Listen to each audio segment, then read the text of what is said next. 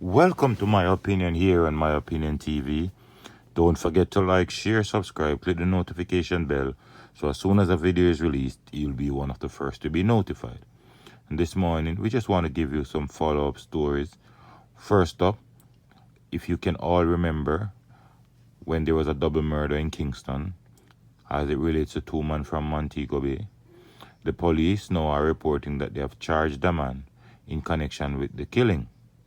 And the man who is charged is 32-year-old Ranish Reed of a Sunrise Crescent address in Kingston 19. Remember, the bodies of these two men were discovered in a motorcar on Maple Leaf Avenue in Kingston 10. Those men were subsequently identified as 30-year-old Michael Fisher, a farmer of Cambridge District in St. James, and 30-year-old Ricky Frame, a mason of Negril in Westmoreland. It is reported that Reed was arrested and charged yesterday following an interview in the presence of his attorney. Residents say at about 5:30 p.m. they stumbled upon the bodies and alerted the police. The police said the bodies were seen with gunshot wounds inside a Toyota Corolla motorcar that was parked along the roadway. Persons in that community said they saw the vehicle about 3 hours before it was parked, driving, and a motorcyclist was following the vehicle. Now, after this incident took place, we all heard that it is alleged that these men from Montego Bay came to Kingston to purchase weapons. They were first told that they didn't have the weapons, and then they were called back when they were robbed and killed.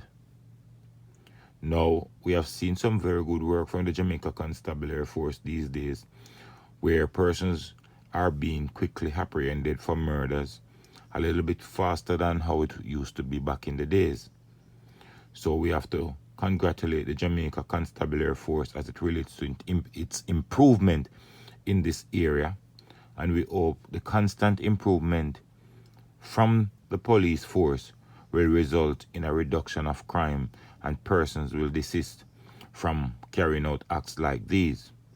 Even based on what we are hearing, these two men from Montego Bay are not innocent persons, but no one is supposed to lose their life like that.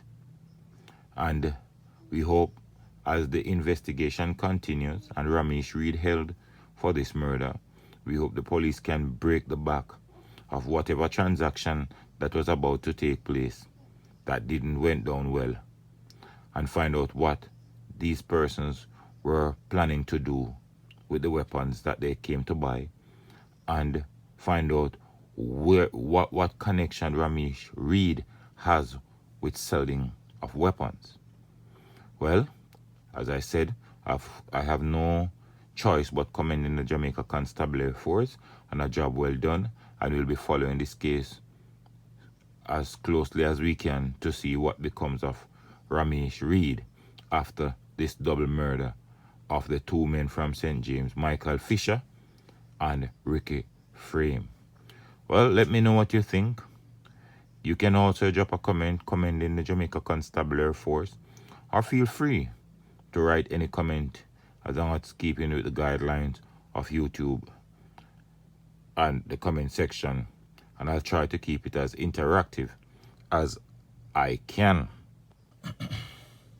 The other story we want to look at is an initiative being started by the Jamaica Constabulary Force, where they're starting a program now where you can see pictures of wanted men.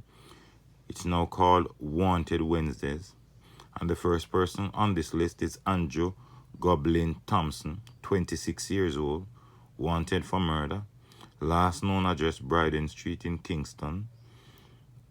And as I said, 26-year-old at this point, haven't really lived any life, but except a life of crime. And at 26, he looks much older than 26, as we have also heard by another blogger who keep telling us that when these men start a life of crime, they start to look older than their actual age.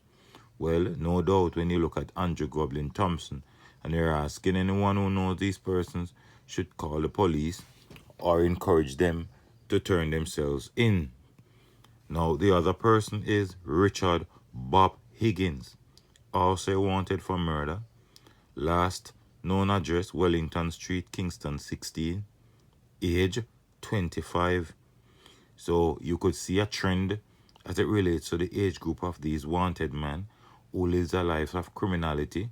And these are men that goes around in the communities and create havoc and mayhem and drive fear into law-abiding citizens. And again, wanted Wednesdays are designed for persons to see these persons and who can call the police so that these persons will be apprehended. Now, the third person is Orlando Crossdale, wanted for murder. Last known address, McIntyre Villa, Kingston. I'm wondering if he's related to one of a so-called Crossdale name, but I don't know, and we'll find out at some point based on what the police will come up with. He's also wanted for murder. No age group is given for him. Looks pretty much as a young person too, but a life of crime has left these men looking really scary. But the police is asking, anyone knows these men should really let the police know, or if you're a family member of these men, you should try to turn them in. Now, this initiative started by the Jamaica Constabulary Force. I wonder what will they call the rest of the days of the week. Today's initiative is Wanted Wednesdays. What kind of Thursdays they will have? Will they have Flush Them Out Fridays? Because all of these men are armed and dangerous. And as you know, a lot of these criminals, they don't decide to surrender peacefully. They decide to take the police on in a gunfight. Most of the time, they come out on the losing end. But let me know what you think in the comment section. And if you're family members of these men, we urge you to turn them into the police, because you can also be held for aiding and abetting these criminals. And you could also be charged under the law for hiding a fugitive. But let me know what you think in the comment section. Don't forget to like, share, subscribe, click the notification bell, so as soon as a video is released, you'll be the first to be notified. Until next time, stay safe. Look out for the children. Look out for a neighbor. Look out for a loved one. And most of all, keep it locked on My Opinion TV.